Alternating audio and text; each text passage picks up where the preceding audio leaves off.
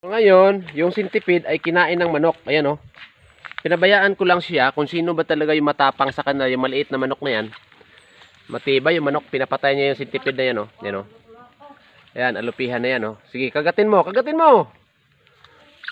Yan. Magkagatan kayo. Ayan oh. Inunan niya yung isang buntot sa puwitan. Yan.